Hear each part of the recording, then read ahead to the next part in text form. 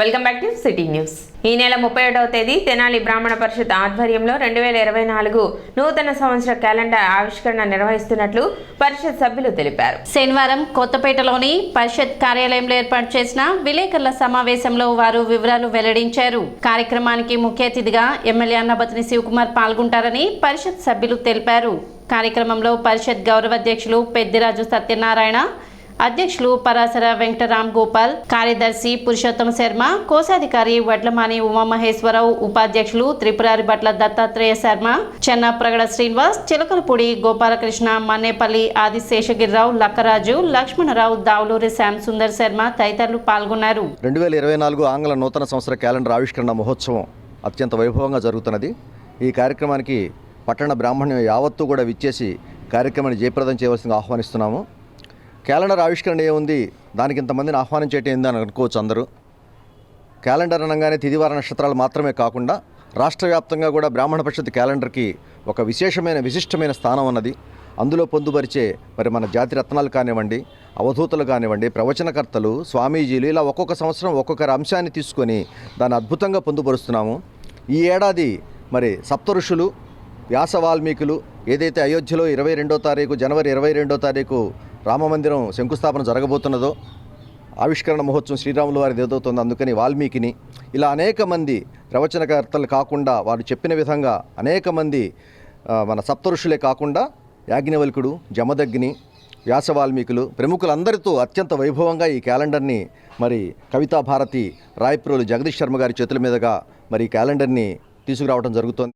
మనం క్రీస్తు శకం నుంచి మొదలు పెట్టుకొని ఈ క్యాలెండర్లు ఏర్పాటు చేసుకోవటం, ఆంగ్ల సంవత్సరాలు జరుపుకోవటం ప్రపంచవ్యాప్తంగా స్థిరీకరించడం వల్ల మనం నూతన ఆంగ్ల సంవత్సరం సందర్భంగా ఆ ఆదేశాలకు, ఆ ఏర్పాటుకు అనుగుణంగా క్యాలెండర్ని ప్రయత్నం చేసి ఆ క్యాలెండర్ని ఆవిష్కరింపజేయడం బ్రాహ్మణ పరిషత్తు బాధ్యతగా భావించి రేపు నూతన ఆంగ్ల సంవత్సర క్యాలెండర్ని ఆవిష్కరింపజేస్తుంది. ఎవరెవరైతే పెద్దలు ఇచ్చేస్తున్నారో వారందరి విషయాలు మా ప్రధాన కార్యదర్శి గారు ఇంతకు ముందే వివరించి ఉన్నారు. ఈ క్యాలెండర్ ఆవిష్కరణకు ఇచ్చేసి కాలపురుషుని యొక్క ఆశీస్సులు మీరందరూ కూడా పొందాలని ఆకాంక్షిస్తూ అందరికీ శుభం కలగాలని కోరు. తాను ఏ పార్టీలో ఉండేది కాలమే నిర్ణయిస్తుందని ఆళ్ల రామకృష్ణారెడ్డి అన్నారు. వైఎస్ జగన్ తనకు తీవ్ర అన్యాయం చేశారని రామకృష్ణారెడ్డి తెలిపారు. లోకేష్ ను ఓడించిన తనకు ప్రాధాన్యత ఇవ్వకపోతే ఎలా అని మండిపడ్డారు. పార్టీలో నుంచి పొమ్మనలేక పొగబెట్టారని ఆళ్ల రామకృష్ణారెడ్డి అన్నారు. మంగళగిరి నియోజకవర్గ అభివృద్ధికి నిధులు కేటాయించలేదని ఆవేదన వ్యక్తం చేశారు. వైసీపీ ప్రభుత్వం తప్పులు చేస్తే కేసులు వేసేందుకు ఆయన వెనకాడనని స్పష్టం చేశారు. ఆర్కే వైఎస్ షర్మిల ఏ నిర్ణయం తీసుకున్నా ఆమె వెంట నడుస్తారని ప్రకటించారు. చాలా బాధపడ్డాము, చాలా ఇబ్బందులు పడ్డాము. అందుకని నేను ఎవరిని నిందించాల్సినటువంటి అవసరం లేదు ఇవాళ. కానీ ఎలక్షన్స్ కూడా దగ్గరకు వచ్చిన టైంలో కూడా ఇవాళ మంగళగిరికి నిధులు రాకపోతే ఇంక ఏమని మేము పనిచేయగలుగుతాము, ఏమని మళ్ళీ తిరిగి ప్రజల దగ్గరికి వెళ్ళగలుగుతాం అని చెప్పేసి అనిపించి బహుశా నేను రాజకీయాలకి సరిపోనేమో ఇవాళ రాజకీయాలకి. ఎందుకంటే సంక్షేమం, అభివృద్ధి ఈ రెండు కళ్ళు అని చెప్పుకునేటటువంటి ఏ ప్రభుత్వం అయినా కూడా సంక్షేమం అనే ఒక కంటిని వెలుగిచ్చి అభివృద్ధి అనే ఒక కంటికి వెలుగు లేకపోతే ఆ మనిషి పరిస్థితి ఎలా ఉంటుందో ఆ నియోజకవర్గ పరిస్థితి కూడా అలా ఉంటుంది అని చెప్పేసి భావించి ఆ రోజున నేను మంగళగిరి ప్రజల్ని మన్నించమని చెప్పి కోరుకుంటూ నేను రాజకీయం నుంచి ఆ రోజున వైఎస్ఆర్ కాంగ్రెస్ పార్టీకి అదేవిధంగా నా శాసనసభ సభ్యత్వాన్ని కూడా నేను రాజీనామా చేయటం జరిగిందని చెప్పేసి ఈ సందర్భంగా తెలియజేసుకుంటాను. ఖచ్చితంగా నేను రాజకీయాల్లోనే ఉంటాను. రాబోయే రోజుల్లో ఏ పార్టీలో ఉండాలి, ఎలా నేను రాజకీయాలు చేసుకోవాలనేది ఇంకా కొద్దిగా టైము పట్టుద్దని అనుకుంటా ఉన్నా. నేను కలిశాను షర్మిలమ్మ గారిని కలిశాను. ఇప్పుడే మేము చెప్పలేమండి, నేను ఇప్పుడు చెప్పలేను. షర్మిలమ్మ గారు ఇంకా నిర్ణయం జాయిన్ ఆమె అఫీషియల్గా జాయిన్ అయిన తర్వాత నేను మళ్ళీ మిమ్మల్ని కలుస్తాను. నేను రాజశేఖర రెడ్డి గారి మనిషిని. ముందు షర్మిలమ్మ గారు చేరితే మాత్రం నేను షర్మిలమ్మ అంటే నా పైన చూద్దామండి. ఎందుకంటే నేను ఇంకా ఏ పార్టీలో చేరలేదు అఫీషియల్గా. నేను చేరాలి అని అంటే షర్మిలమ్మ గారితోటి నా రాజకీయ భవిష్యత్తు ముడిపడి ఉంది. షర్మిలమ్మ గారు తీసుకునేటువంటి నిర్ణయానికి అనుగుణంగా నేను నిర్ణయాన్ని తీసుకుంటాను. కాబట్టి ఆ రోజున ఆ పార్టీ తీసుకునే నిర్ణయాలకి అనుగుణంగా నేను పనిచేయాల్సి వస్తుంది. కాబట్టి ఖచ్చితంగా నేను ఆ రోజున ఏ నిర్ణయం తీసుకుంటానో ఆ నిర్ణయానికే పనిచేస్తాను. ఏపీ సమగ్ర శిక్ష, కాంట్రాక్ట్ అండ్ అవుట్సోర్సింగ్ ఉద్యోగుల సమస్యలను పరిష్కరించాలని డిమాండ్ చేస్తూ జరుగుతున్న సమ్మెలో భాగంగా పొల్లి దండాలు పెట్టి నిరసన తెలిపారు. ఉద్యోగులు చేస్తున్న సమ్మెకు కాంగ్రెస్ పార్టీ మద్దతు తెలిపింది. జిల్లా కలెక్టర్ కార్యాలయం వద్ద జరిగిన సమగ్ర శిక్ష ఉద్యోగుల ధర్నా కార్యక్రమంలో కాంగ్రెస్ వర్కింగ్ ప్రెసిడెంట్ మస్తాన్ వలీ పాల్గొని సంఘీభావం తెలిపారు. ఉద్యోగులను మోసం చేసే విధంగా ముఖ్యమంత్రి ప్రవర్తన ఉందన్నారు. సమగ్ర శిక్షలో పనిచేసే అన్ని విభాగాల ఉద్యోగులను పర్మనెంట్ చేయాలని డిమాండ్ చేశారు. సుప్రీంకోర్టు తీర్పు ప్రకారం సమాన పనికి సమాన వేతనం ఇవ్వడంతో పాటు హెచ్ఆర్సీ పాలసీని అమలు చేయాలన్నారు. పార్ట్ టైం విధానాన్ని రద్దు చేసి ఫుల్ టైం విధానాన్ని అమలు చేయాలన్నారు. మెడికల్ లీవులు, ఈపీఎఫ్, ఈఎస్ఐ సౌకర్యాన్ని కల్పించాలని డిమాండ్ చేశారు. ఉద్యోగుల సమస్యలు పరిష్కరించేంత వరకు ఆందోళన కొనసాగిస్తామని హెచ్చరించారు. కార్యక్రమంలో కాంగ్రెస్ నగర అధ్యక్షులు ఉస్మాన్, సమగ్ర శిక్ష ఉద్యోగుల సంఘం సభ్యులు కరీముల్లా, స్వర్ణగౌరి తదితరులు పాల్గొన్నారు. పేరుకు మాత్రం గవర్నమెంట్ ఉద్యోగం, ప్రభుత్వ పరంగా ఇచ్చేటటువంటి సంక్షేమ పథకాలు వీళ్ళకి తగ్గవు. వీళ్ళకి ఏమో ఇచ్చేటటువంటి జీతం చూస్తేనేమో గౌరవ వేతనం అని చెప్పి చెబుతాడు పెద్ద మనిషి. మీరు వీళ్ళని పర్సనల్గా కలిసినప్పుడు మాత్రం మీరు గవర్నమెంట్ ఉద్యోగాలని చెప్పి వీళ్ళని మభ్యపెట్టేటటువంటి ప్రయత్నం. ఈ రకమైనటువంటి కాలయాపంతో చేస్తున్న ముఖ్యమంత్రికి నిజంగా శంకరగిరి మాన్యాలు పట్టబోతా ఉన్నాడు. ఇవాళ అంగన్వాడీ వాళ్ళు, ముస్లిం మున్సిపాలిటీ పారిశుద్ధ కార్మికులు, కార్పొరేషన్లో ఉన్నటువంటి వెహికల్ షెడ్ డ్రైవర్సు, క్లీనర్సు, ఇవాళ విద్యాశాఖలో విద్యా అభివృద్ధిలో అనేక రకాలుగా పాల్పంచుకునేటటువంటి గౌరవ ఉద్యోగస్తులుగా ఉన్న మీ దృష్టిలో పిలబడేటటువంటి అవుట్సోర్సింగ్ కాంట్రాక్ట్ బేసిస్కి రెగ్యులరైజ్ చేయమని చెప్పి, లేదా ఏదైనా అత్యవసర పరిస్థితిలో ఉన్నటువంటి వాళ్ళకి తక్షణ సహాయం చేసేటటువంటి న్యాయపరమైనటువంటి కోరికలు కోరితే ఈ ప్రభుత్వం పెడచెవిని దానికి పెట్టిన దానికి ఇవాళ కాంగ్రెస్ పార్టీ ఈ నిరసన చేస్తున్నటువంటి ఈ యొక్క సంఘానికి పూర్తి సంఘీభావం తెలియజేస్తూ ఈ ప్రభుత్వాన్ని హెచ్చరిస్తూ ఉన్నాం. మీరు తక్షణమే ఈ యొక్క సమస్యను పరిష్కరించకపోతే మీ మంత్రులు ఈ ముఖ్యమంత్రి ఇళ్లలో ముట్టడి చేసేటటువంటి కార్యక్రమంలో కాంగ్రెస్ పార్టీ సంఘానికి అండగా ఉంటుందని. రాష్ట్రంలో జరుగుతున్న అభివృద్ధిపై ప్రజలకు వివరించే ధైర్యం లేని ముఖ్యమంత్రి అధికారిక సభల్లో వ్యక్తిగత ఆరోపణలకు పాల్పడటం సిగ్గుచేటని జనసేన పీఎస్సీ సభ్యులు బోనబోయిన శ్రీనివాస్ యాదవ్, జిల్లా అధ్యక్షులు గాదె వెంకటేశ్వరరావు అన్నారు. ఫ్లెక్సీల విషయంలో వైసీపీ పశ్చిమ నియోజకవర్గ ఇన్ఛార్జిపై వారు ఘాటైన వ్యాఖ్యలు చేశారు. జిల్లా జనసేన పార్టీ కార్యాలయంలో బోనబోయిన శ్రీనివాస్ యాదవ్, గాదె వెంకటేశ్వరరావు మీడియాతో మాట్లాడుతూ పశ్చిమ నియోజకవర్గంలో కులగొడవలను రెచ్చగొడితే తగిన బుద్ధి చెప్తామని హెచ్చరించారు. యాడ్ ఏజెన్సీలకు డబ్బు చెల్లించి జనసేన ఫ్లెక్సీలను ఏర్పాటు చేసుకుంటే వాటిని తొలగిస్తూ కొత్త వివాదానికి తెరతీస్తున్నారన్నారు. రెచ్చగొట్టే పనులను ఇప్పటికైనా మానుకోవాలని సూచించారు. జగన్ తన అవినీతితో రాష్ట్రంలో విద్యా వ్యవస్థను నిర్వీర్యం చేస్తున్నారని ఆరోపించారు. విద్య కోసం 73,000 కోట్ల రూపాయలను ఖర్చు చేశామని చెప్తున్న ముఖ్యమంత్రి మిగిలిన 50,000 కోట్ల రూపాయలు ఏం చేశారో చెప్పాలన్నారు. రివర్స్ టెండరింగ్ ద్వారా జగన్ వ్యవస్థలను నిర్వీర్యం చేస్తున్నారన్నారు. అంగన్వాడీ, మున్సిపల్ కార్మికులను రోడ్డుపైకి నెట్టిన జగన్కు మహిళల సంక్షేమం గురించి మాట్లాడే అర్హత లేదన్నారు.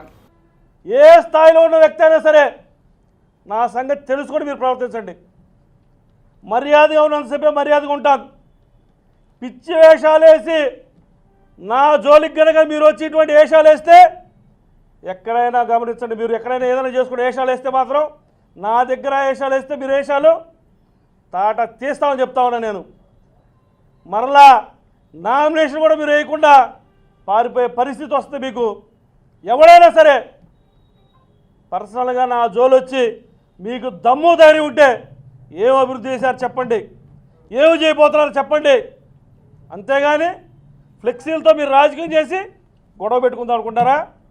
మేము చాలా గౌరవంగా పోతా ఉన్నాం, చాలా మర్యాదగా ఉంటా ఉన్నాం, ప్రజల కోసం పనిచేస్తూ ఉన్నాం.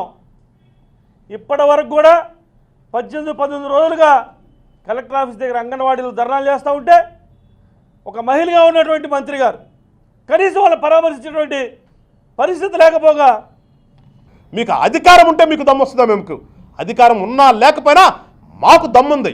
అందుకని మీరు కొంచెం తగ్గి మీ రాజకీయం మీరు చేయండి, మా రాజకీయం మేము చేస్తాం. అల్టిమేట్గా ప్రజలు ఏం తీర్పిస్తారో ఆ తీర్పు కోసం వేచి చూద్దాం.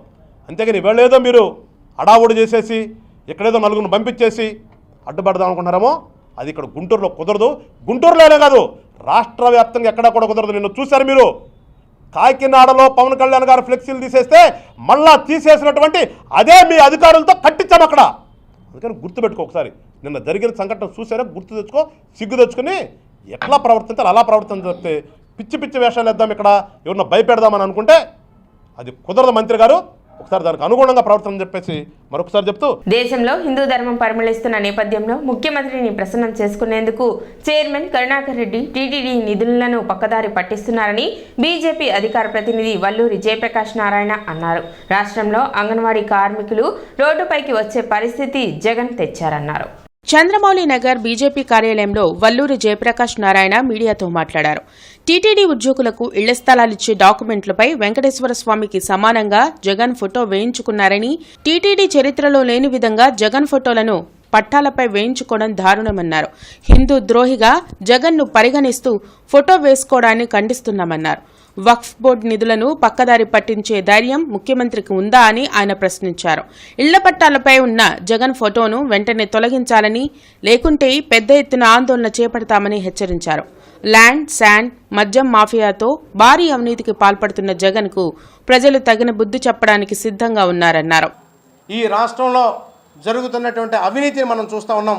ఏ సందర్భం చూసినా, ఏ సమస్యలో చూసినా ముఖ్యమంత్రి గారు వారి వందిమాగదులు అవినీతి కుంభకోణాలతో కూరుకుపోయినటువంటి పరిస్థితి మన రాష్ట్రంలో ఉంది. అటు ల్యాండ్ మాఫియా, ఇటు శాండ్ మాఫియా, మరో పక్కన వారికి సంబంధించినటువంటి వారందరితోటి మద్యం మాఫియాతోటి మునిగిపోయినటువంటి ముఖ్యమంత్రి ప్రజలందరూ కూడా మభ్య పెడతా ఉన్నటువంటి పరిస్థితి మనం మన రాష్ట్రంలో గమనిస్తూ ఉన్నాం. ఒక చిన్న విషయాన్ని ఈ సందర్భంగా నేను చెప్పదలుచుకున్నా. ఒక కోళ్ల ఫారం ఉంది. ఆ కోళ్ల ఫారంలో ఉన్నటువంటి కోళ్ళు ఏవైతే ఉంటాయో, పౌల్ట్రీ ఫామ్స్లో ఉండేటటువంటి కోళ్ళు, వారి యజమాని వారిని బాగా చూసుకుంటున్నారని కోళ్ళని అనుకుంటున్నాయట. మా యజమాని ఎండ వచ్చినప్పుడు మాకు కూలర్లు పెడుతున్నాడు, బాగా వర్షం పడతా ఉంటే లేదా చలిగా ఉంటే పరదాలు కడుతున్నాడు, మంచి ఆహారం పెడుతున్నాడు, జీడిపప్పులు అవి ఇవి కలిపి డ్రై ఫ్రూట్స్ కూడా బాగా పెడుతున్నాడు, మా యజమాని ఎంతటి గొప్పోడు మా యజమాని అని కనుక అనుకున్నట్టయితే మనం ఒక విషయాన్ని ఈ సందర్భంగా ఆ కోళ్ళు గుర్తుకు చేయాలి. మనం ఏమని గుర్తు చేయాలంటే, ఆ కోళ్ళందరికీ కూడా, అయ్యా మీరందరూ కూడా ఈ రకంగా ఆలోచన చేస్తూ ఉంటే ఒక పక్క ముఖ్యమంత్రి గారు మిమ్మల్ని తూకం వేసి అమ్మేదానికోసం, కోసుకొని తినేదానికోసం మీకు ఈ రకమైనటువంటి పథకాల రూపేణా ఈ రాష్ట్ర ప్రజలకు ఇస్తూ ఉన్నటువంటి పరిస్థితి గుర్తు చేయాలి. వాటికి ప్రజలకు కూడా ఒకటే చెప్తా ఉన్నాం, మీరు గనక ఈ ముఖ్యమంత్రి చెప్పేటటువంటి కళ్ళబొల్లి మాటలు కనుక నమ్మి, ఈయన చెప్పేటటువంటి దొంగ పథకాలకు గనక మీరు ఆకర్షితులైతే మిమ్మల్ని కూడా ఇప్పటికే తూకం వేసి అమ్మేయడానికి సిద్ధం చేశాడు. మద్యం పేరుతోటి రాబోయేటటువంటి 20 సంవత్సరాలకు కూడా మిమ్మల్ని అందరినీ కూడా తాకట్టు పెట్టి ఆల్రెడీ అడ్వాన్సుల్లో అప్పులు తెచ్చుకున్నటువంటి పరిస్థితి. సిటీ న్యూస్ ముగించే ముందు ముఖ్యాంశాలు మరోసారి.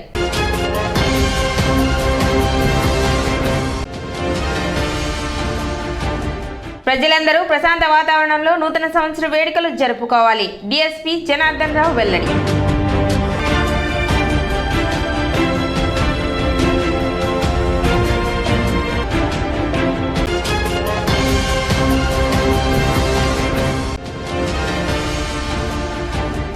కొనసాగుతున్న మున్సిపల్ పారిశుద్ధ్య కార్మికుల సమ్మె.